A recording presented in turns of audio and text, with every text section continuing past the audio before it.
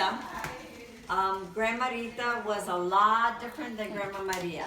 Even though Grandma Maria was strict and wanted stuff done at a certain time, I thought Grandma Rita was mean. And she really wasn't mean, but she was just, she didn't have the time that my Grandma Maria had for me. My Grandma Rita was in a different situation. She was single with kids, and she had to work. And she had to walk to work because she didn't drive. And so she didn't have the time to devote to me that my Grandma Ibarra had that didn't work. And my Grandma Rita had very little patience for me because I was always in trouble. Can you believe that? I never get in trouble. Can't even imagine. One of my best stories was I went to go stay with her, and I guess I was traviesa.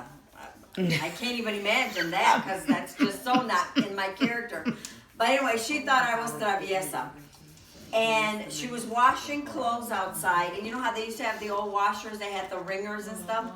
So she's outside and she sat me like on a crate or something because I could see her, but I was sitting on this thing. And every time she'd see me wiggle, she'd say, "Quédate allí, quédate allí." So I guess I would get into trouble if I jumped off the crate. Anyway, so she was washing clothes and it was outside. And she had to go inside for something, God knows what. And she said, "Don't get up from that crate." And I said, "Okay." Well, the minute she walked in that door, I looked at her and I jumped off the crate because I kept looking at that thing spinning. And I stuck my finger in the thing and my whole arm went up. And I'm screaming.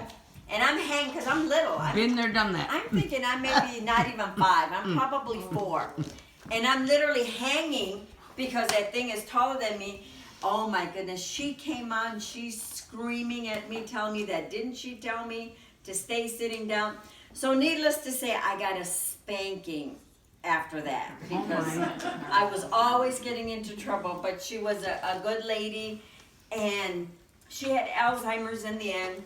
And I would always go see her. And one of the joys was that I knew she still knew me. And she would always say, you know, she loved having company. So every time you walked in the door, she would smile. But I never really knew if she really remembered who I was.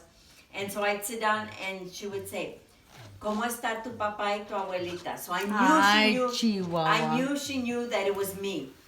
And she would always ask about my dad, even though after my dad passed away, she would always ask about him. And I'd say, "He's fine, Grandma, he's fine."